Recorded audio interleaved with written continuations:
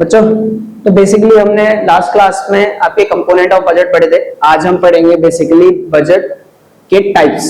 ठीक है, तो बजट टाइप्स ऑफ बजट अपना टॉपिक डाल लेते हैं। टाइप्स ऑफ बजट बेसिकली तीन तरह का बजट होता है। एक होता है बैलेंस बजट, बैलेंस बजट। एक होता है आपका डेफिसिट बजट और एक होता है आपका सरप्लस बजट।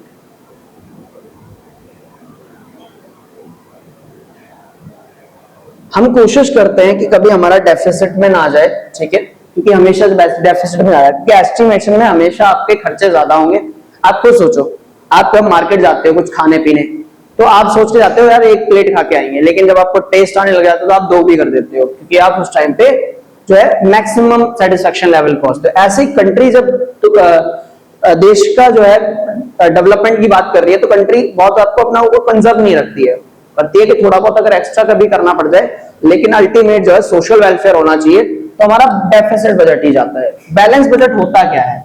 बैलेंस बजट का मतलब होता है कि जितना भी आपने खर्चे किए हैं, टोटल एक्सपेंडिचर जो है वो आपके टोटल रिसिप्ट के बराबर होता है, तो हमारा बैलेंस बजट कहलाता है। ठीक है, दूसरा surplus budget. Surplus plus budget जब होता है जब आपके टोटल एक्सपेंडिचर जो होते हैं वो कम होते हैं और टोटल रिसिप्ट आपकी ज्यादा होती है, मतलब आपने कमाया ज्यादा उस साल और आपके खर्चे क्या हुए, कम हुए। और भैया डेफिसिट टोटल एक्सपेंडिचर जब ज्यादा हो जाए आपके, डेफिसिट का मतलब अगर कहीं डेफिसिट आ जाए तो इसका मतलब समझ जाना लॉस। ठीक है, तो total expenditure is greater than total receipt, ये कहलाता है आपका डेफिसिट बजट। अब बात करते हैं कि भैया अगर हम बात करें डेवलप कंट्रीज की, मतलब जो बहुत विकसित देश है जैसे अमेरिका, चाइना, रशिया, इनका हमेशा सरप्लस बजट बचता है, क्योंकि ये डेवलप हो चुके हैं, इनको और ज्यादा इन्वेस्टमेंट रोड हाईवे ने नहीं बनाने। लेकिन हमारा देश जहां पे अभी बहुत ज्यादा रोड बनाने, हाईवे बनाने, स्कूल्स बनाने, हॉस्पिटल्स बनाने, ठीक है, वहां पे हमेशा बजट जो मिलेगा आपको डेफिसिट ही मिलेगा। और डेफिसिट बजट होना एक बेकार बात नहीं है अगर वो लिमिट तक डेफिसिट में है, ठीक है, कि आपको लिमिट देखनी पड़ेगी। ठीक है, तो हमारे यहाँ बजट डेफिसिट में घाटे में जाता है, हमारे हर साल क्या होते हैं, खर्चे ज्यादा होते हैं और हमारी कमाई क्या होती है, कम होती है। तो इसको बढ़ते हैं कितने तरह के डेफिसिट। डेफिसिट भी हमारे तीन तरह के होते हैं।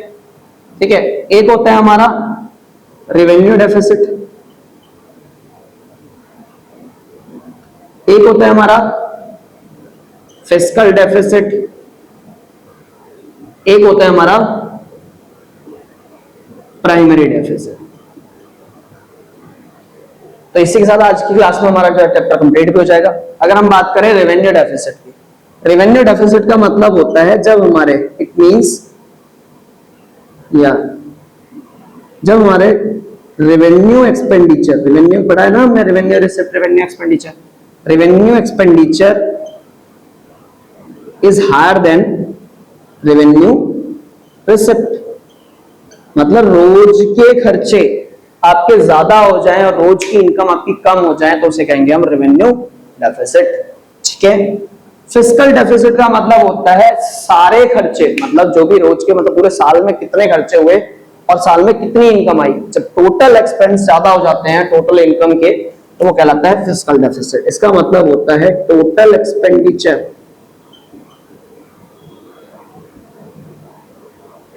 Is greater than total receipt. और रेवेन्यू एक्सपेंडिचर का मतलब होता है fiscal deficit, deficit minus interest payment on past loan, जो पुराने लोन है उन पे आप जो इंटरेस्ट पे करते हो। तो एक करके बात करेंगे। सबसे पहले बात करेंगे रेवेन्यू डेफिसिट पे। तो रेवेन्यू डेफिसिट जैसे मैंने बताया कि आपके रोज के खर्चे ज्यादा हैं और रोज की इनकम कम है। अब बात करते हैं कि भैया अगर ऐसा होगा तो इसके प्रभाव क्या पड़ेंगे, इंप्लीकेशन। इंप्लीकेशन का मतलब होता है प्रभाव। इस पे क्या, इससे देश पे क्या इंपैक्ट पड़ेगा अगर आपके देश के रोज के खर्चे बढ़ते जा रहे हैं और रोज की इनकम कम होती जा रही है, तो इससे देश पे क्या प्रभाव पड़ेगा। पहला, भैया देश में महंगाई बढ़ती चली जाएगी, गवर्नमेंट खर्चे कर रही है तो चीजें महंगी होती चली जाएंगी, ठीक है। तो भैया सिंपल सी बात है, गवर्नमेंट खर्चे कर रही है, लोगों के पास इनकम आ रही है, लोगों के पास एक्सेसिव इनकम आएगी तो लोग डिमांड करेंगे, उतनी सप्लाई नहीं है, एकदम से मार्केट में पैसा आ जाएगा जिसकी वजह से डिमांड क्या हो जाएगी, बहुत ज्यादा हो जाएगी और महंगाई बढ़ जाएगी, इन्फ्लेशन बढ़ जाएगा देश के अंदर, increase inflation.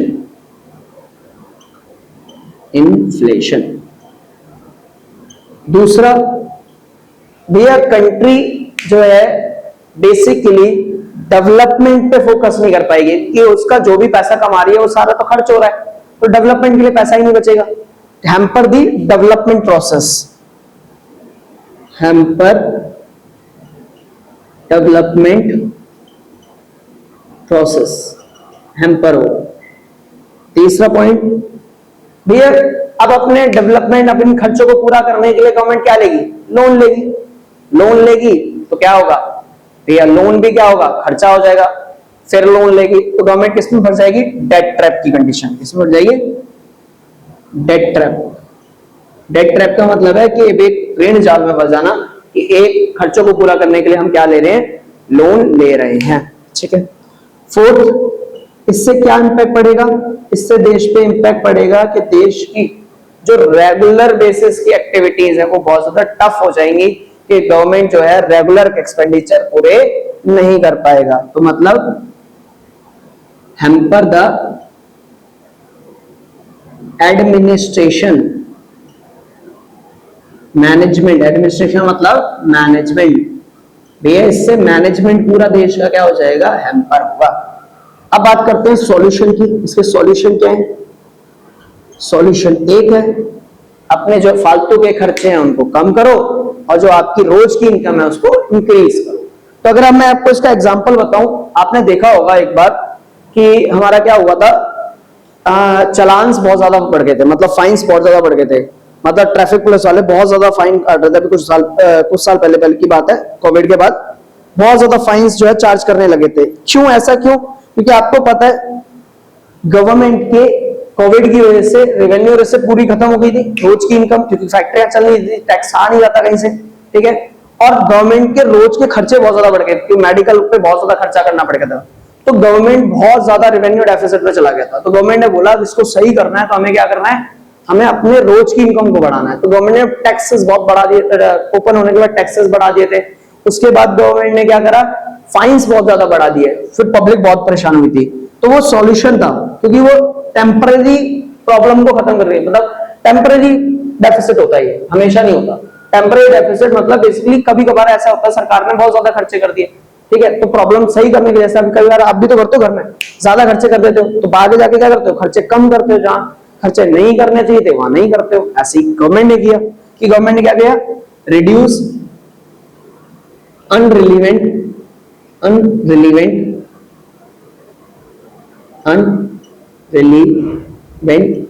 expenses, increase revenue receipts like tax and non-tax receipt। तो ये बेसिक डन। तो ये था हमारा रेवेन्यू डेफिसिट। अब बात करते हैं फिस्कल डेफिसिट की, तो ले लीजिए स्क्रीनशॉट। अब आते हैं हम अपने फिस्कल डेफिसिट पे।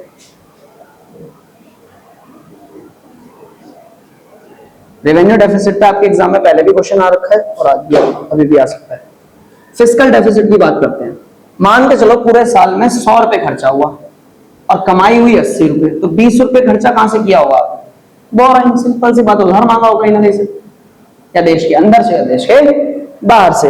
हमारे देश में सबसे अच्छी चीज ये है, हमारा फिस्कल डेफिसिट जो भी होता है हम उसको पूरा करने के लिए बाहर से लोन कम लेते हैं, देश के अंदर से लोन ज्यादा लेते हैं, क्योंकि जिसकी वजह से हमें बाहर वाले लोगों को इंटरेस्ट पे करना नहीं पड़ता। ये अच्छी बात है, ठीक है।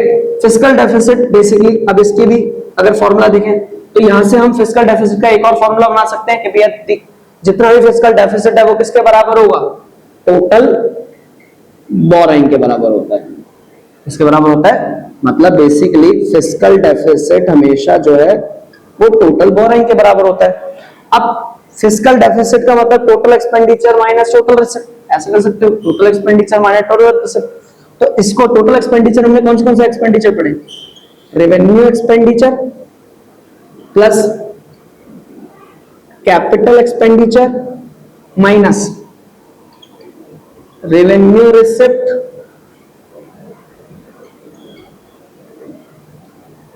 माइनस प्लस, यहां ऐसे करो, प्लस कैपिटल रिसिप्ट। अब इसको अगर और डेरिव करें इस फॉर्मूले को, तो रेवेन्यू एक्सपेंडिचर में रेवेन्यू रिसिप्ट माइनस कर सकता हूं, तो रेवेन्यू एक्सपेंडिचर में से माइनस कर दोगे अगर आप रेवेन्यू रिसिप्ट, और प्लस उसके बाद और रेवेन्यू कैपिटल एक्सपेंडिचर में से आप माइनस कर दोगे कैपिटल रिसिप्ट,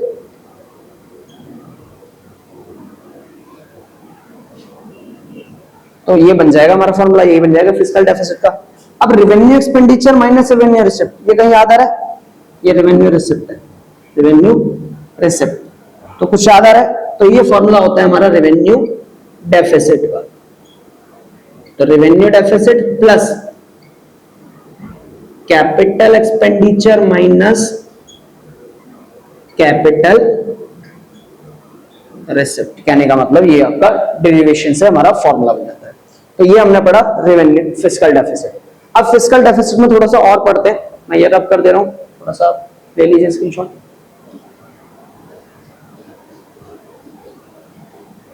आगे पढ़ते हैं कि भैया अगर देश में फिस्कल डेफिसिट बढ़ रहा है तो उसके क्या प्रभाव पड़ सकते हैं, देश पे क्या इंपैक्ट पड़ेगा इसका।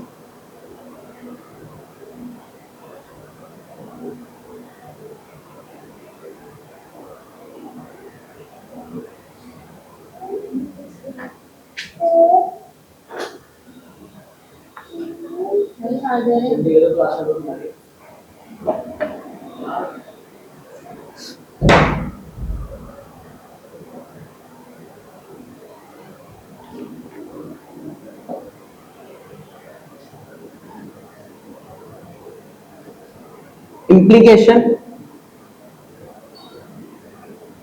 प्रभाव और सॉल्यूशन। सबसे पहला भाई, अगर देश में सोचो कर्जा बढ़ रहा है, टोटल एक्सपेंडिचर का मतलब बोरिंग कर रहे हो, तो इससे क्या होगा, डेट ट्रैप, कर्जे को पूरा करने के लिए दूसरा कर्जा। Next, hamper the development, hamper the development, पैसा बच ही नहीं रहा है गवर्नमेंट के पास, तो डेवलपमेंट भी नहीं हो पाएगा। नेक्स्ट, फॉरेन डिपेंडेंसी बढ़ जाएगी हमारी,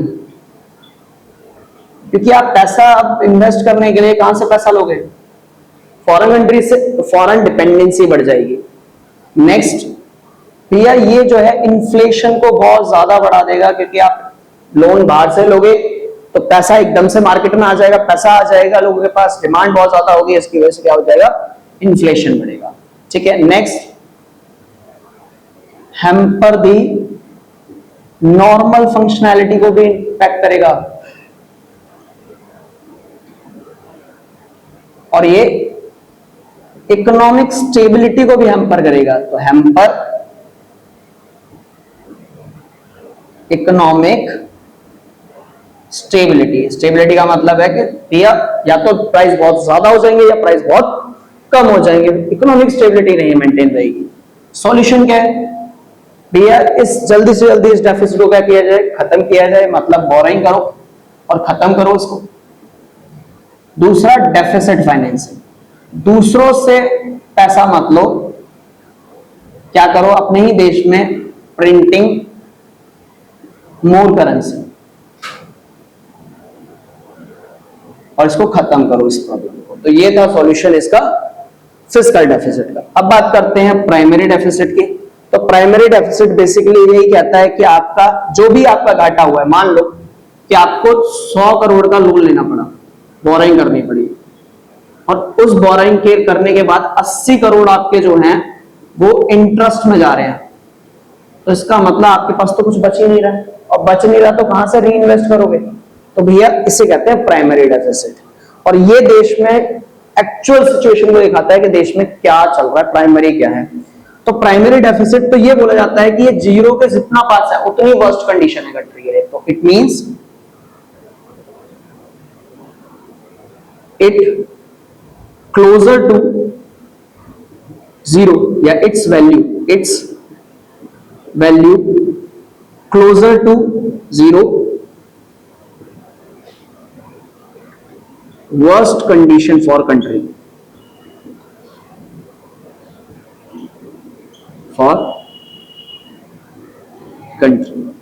तो यही था हमारा बजट चैप्टर। इसी के साथ हमारा पूरा बजट चैप्टर कंप्लीट हो गया। ये आपको जो है पूरा 6 मार्क्स मिला के, ठीक है, डन।